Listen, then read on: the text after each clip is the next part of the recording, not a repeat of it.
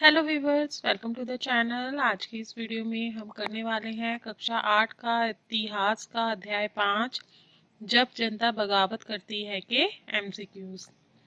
तो चलिए शुरू करते हैं हमारी आज की वीडियो। हमारा पहला क्वेश्चन है, अंग्रेजों के कब्जे में जाने वाली अंतिम रियासत कौन सी थी? विकल्प हैं बंगाल, मद्रास या अवध। उत्तर है अवध।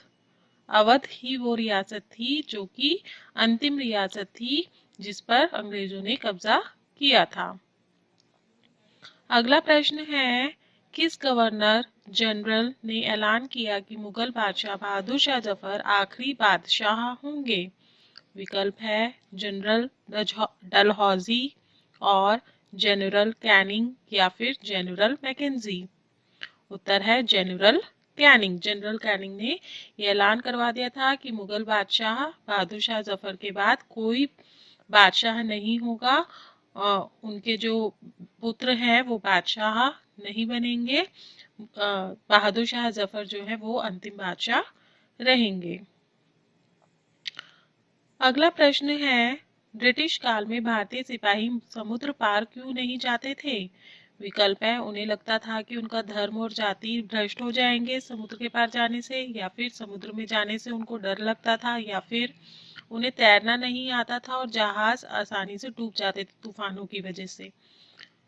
उत्तर है उन्हें लगता था कि उनका धर्म और जाति भ्रष्ट हो जाएंगे। यदि वो समुद्र में जाएंगे तो उनका धर्म और जाति भ्रष्ट हो जाएंगे। उस समय ये अंधविश्वास था कि समुद्र में जो जाता है उसके जाति और धर्म भ्रष्ट हो जाता है। तो इस वजह से जो सिपाही थे ब्रिटिश काल में वो समुद्र पार करना नहीं चाहते थे और इसी वजह से परेशान होकर अंग्रेज सरकार को ये नियम बनाना पड़ा कि जो भी सिपाही बनेगा अंग्रेजी उसमें सैनिकों में शामिल होगा, अंग्रेजी रियासत में सिपाही बनेगा, उसे समुद्र पार जाना होगा। अगर ऐसा कुछ काम हुआ, ऐसा कोई टाइम आया तो उन्हें समुद्र पार जाना होगा। ये शर्त रख दी थी उन्होंने, और जो इस शर्त को मानेगा वही सैनिक बन सकता था ब्रिटिश काल में। अगला प्रश्न है, मंगल पांडे को फांसी की सजा क्यों मिली? विकल्प हैं अपने अफसरों पर हमला करने के आरोप में, या फिर नए कारतूस के साथ अभ्यास करने से मना करने के कारण, या फिर समुद्र पार ना जाने के कारण। उत्तर है अपने अफसरों पर हमला करने के आरोप में। मंगल पांडे ने अपने अफसरों पर हमला कर दिया था जिसकी वजह से मंगल पांडे को फांसी की सजा दी गई थी। अगला प्रश्न है, 1857 में किस के समर्थन में विद्रोहियों का उत्साह और साहस बढ़ाने में मदद की? विकल्प है मंगल पांडे, या फिर सीताराम पांडे, या फिर बहादुर शाह जफर। उत्तर है बहादुर शाह जफर। बहादुर शाह जफर जो थे वो दिल्ली में थे, तो जो विद्रोही थे वो दिल्ली पहुंचे और बहादुर शाह जफर से मिले और उन्होंने उन्हें बहुत कहा, उन्हें मनाया उन्हें। तो बहादुर शाह जफर जो थे वो मान गए, उनके नेता बनने के लिए राजी हो गए। तो इस बात से जो विद्रोही थे उन्हें बहुत उत्साह मिला, उनका साहस और ज्यादा बढ़ गया विद्रोह का करने के लिए।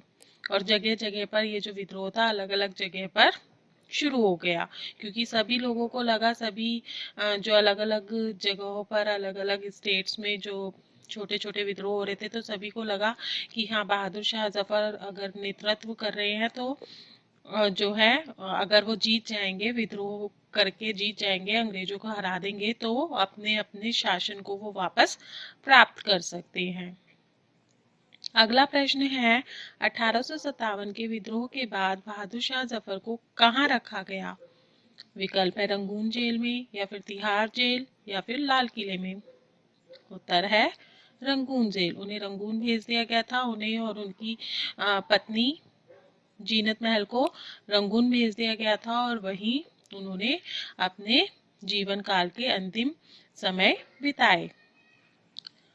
अगला प्रश्न है 1857 के विद्रोह के बाद ईस्ट इंडिया कंपनी के अधिकारों में क्या परिवर्तन हुए? विकल्प हैं भारत के लिए वायसराय नियुक्त किया गया, या भारत के शासन की जिम्मेदारी सीधी अंग्रेजी सरकार के हाथों में आ गई, या फिर उपरोक्त दोनों।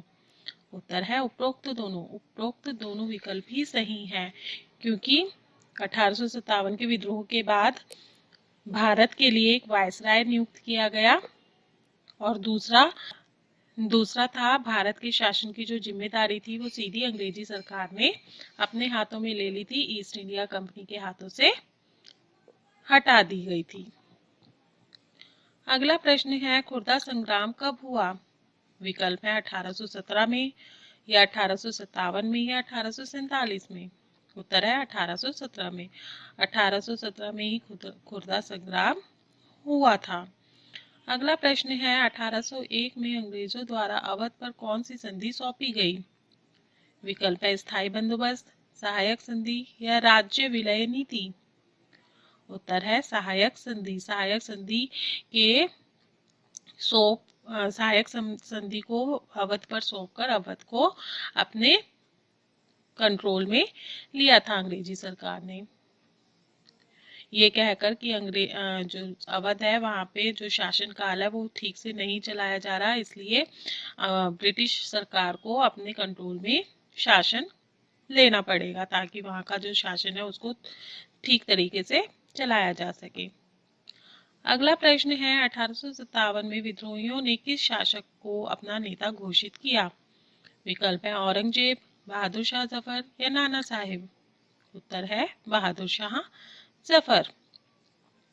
अगला प्रश्न है अवंतीबाई लोधी की सेना में कितने सैनिक थे? विकल्प है 5000, 2000, या 4000। उत्तर है 4000। 4000 सैनिकों की एक टुकड़ी जो थी वो अवंतीबाई लोधी ने तैयार की थी और विद्रोह के दौरान अंग्रेजों से युद्ध किया था। आज के लिए बस इतना ही, फिर मिलेंगे एक नई वीडियो में एक नए चैप्टर के साथ। तब तक के लिए बाय बाय।